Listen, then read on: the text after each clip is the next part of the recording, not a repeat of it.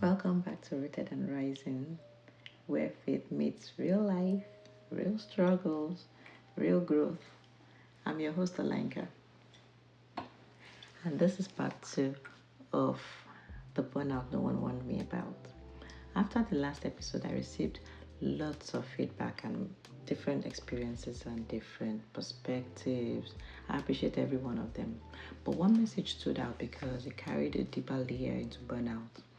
And I want to share that one today because it raised a question I haven't been able to shake off. What if burnout isn't just about doing too much? What if it's about doing the right thing but in a wrong way? Um, when you hear God but misunderstand the instruction,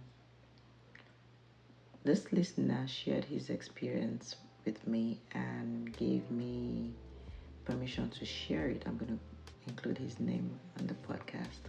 He said, God told me I would eat with my mouth, and immediately he assumed that was it meant motivational speaking.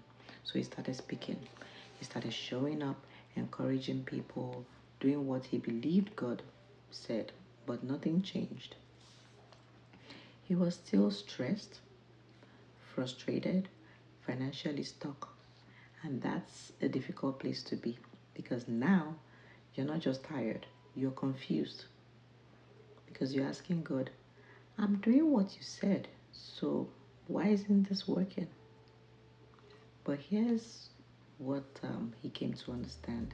Sometimes we hear God correctly, but interpret him through limited exposure.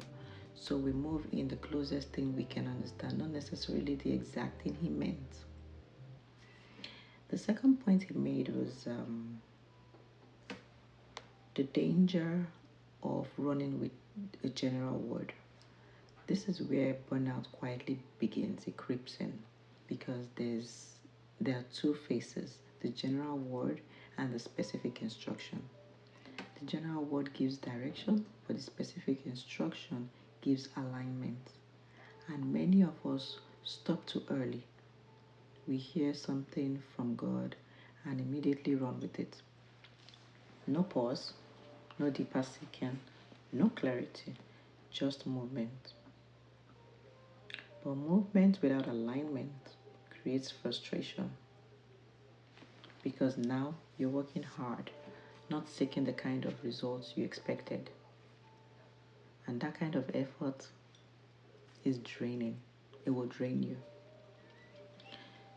The third point he made is the turning point, going back for clarity. He What changed for him was simple but powerful. He heard this, and I quote, you can sleep with questions and wake up with answers. So instead of forcing things, he started asking, sitting, listening, waiting, and over time clarity came. He realized eating with my mouth didn't mean speaking on stages. It meant sales. Same gift, different direction. And when he stepped into that alignment, everything shifted. In just few years, he experienced what normally takes much longer. Not because he suddenly became better, but because he was finally aligned. The fourth point he made is why misalignment leads to burnout. Burnout isn't always about overworking. Sometimes it's about misalignment. You're pouring energy into something, but it's not producing the way it should. So you push harder, you work longer, you try to force results, and slowly you become drained. Not because you're weak, but because you're out of alignment. How to check your alignment? If this is hitting you, take a moment to reflect. Did I pause long enough? Clarity? Or did I rush into action? Am I forcing results or flowing with grace? Does this path bring peace even when it's challenging? Have I gone back to God for specific direction, or am I still running on assumption? Because clarity reduces pressure and alignment restores strength. Restores your strength.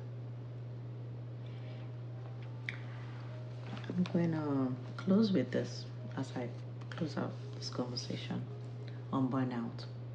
I don't think the biggest lesson is just rest more. I think the deeper lesson is not everything that drains you is meant for you, and not everything that feels hard is wrong. But some things feel heavy because they are out of alignment. Burnout taught me something I didn't expect.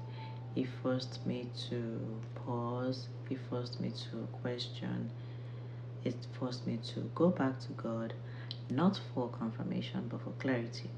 And maybe that's where some of us are right now. Not at the end, not failing, just in a place where we need clearer direction. So if you're feeling burned out, before you assume you need to quit everything, pause long enough to ask, am I in the right lane or just moving fast in the wrong one? Because when you've aligned, there's still work, but there's also grace. And grace doesn't mean easy, it means you are not carrying it alone. Thank you for being part of this conversation. This is Rooted and Rising, and we're not building, we're learning how to build in alignment, in faith, and in purpose. Until next time, enjoy yourself and have a good one. Bye bye.